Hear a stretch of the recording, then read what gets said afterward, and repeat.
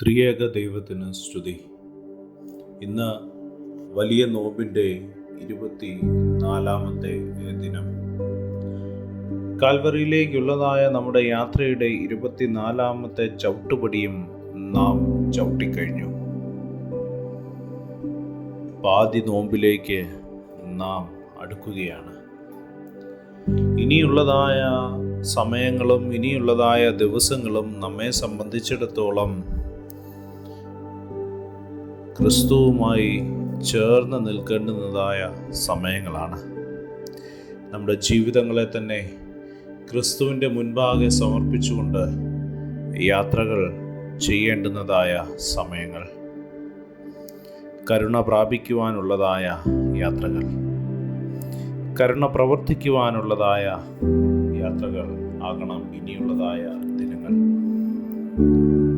ഇന്നത്തെ നമ്മുടെ അല്പസമയത്തെ ചിന്തയ്ക്കായി തിരഞ്ഞെടുത്ത വേദഭാഗം വിശുദ്ധ മത്തായി എഴുതിയ സുവിശേഷം 5-ാം അധ്യായം അതിൻ്റെ 7-ാമത്തെ വാക്യം.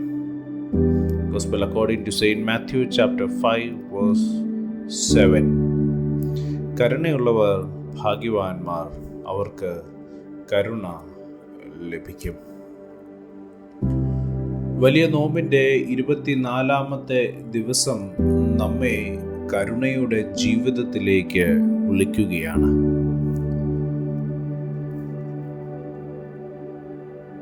ദൈവത്തിൻ്റെ കരുണ നാം ദിവസവും അനുഭവിക്കുന്നതാണ്. നമ്മുടെ തെറ്റുകളിലും ദൗർബല്യങ്ങളും ഉണ്ടായിട്ടും ക്രിസ്തു നമ്മോട് ക്ഷമിക്കുകയും നമ്മെ സ്വീകരിക്കുകയും ചെയ്യുന്നു. അതുകൊണ്ടാണ് യേശു കർത്താവ് പറയുന്നത് കരുണയുള്ളവർ ഭാഗ്യവാന്മാർ എന്ന്. ഈ വലിയ നോമ്പ് പ്രാർത്ഥനയും ഉപവാസവും മാത്രമല്ല, പിന്നെയോ അത് കരുണയുടെ പ്രവൃത്തികളിലൂടെ ജീവിക്കുന്ന വിശ്വാസമാണ്. കരുണ കാണിക്കുന്നത് പല വഴികളിലൂടെ സാധ്യമാണ്. അത് നമ്മെ വേദനിപ്പിച്ചവരെ ക്ഷമിക്കുന്നതിലൂടെയാകാം, ബുദ്ധിമുട്ടുള്ളവരെ സഹായിക്കുന്നതിൽ കൂടിയാകാം, ദുഃഖിക്കുന്നവരെ ആശ്വസിപ്പിക്കുന്നതിൽ കൂടിയാകാം, മറ്റുള്ളവരുടെ ദൗർബല്യങ്ങളെ സഹായിക്കുന്നതിൽ കൂടിയാകാം. കരുണ കാണിക്കുന്നതായ ഹൃദയം ദൈവത്തിൻ്റെ ഹൃദയത്തെ പോലെയാണ്. അത്തരം ഹൃദയങ്ങൾ ലോകത്തിൽ ദൈവത്തിൻ്റെ സ്നേഹത്തെ പ്രതിഫലിപ്പിക്കുന്നു. പ്രിയരെ, ഇന്ന് നമ്മോട് തന്നെ നമുക്ക് ഒന്ന് ചോദിക്കാം, ഞാൻ മറ്റുള്ളവരോട് കരുണ കാണിക്കുന്നുണ്ടോ?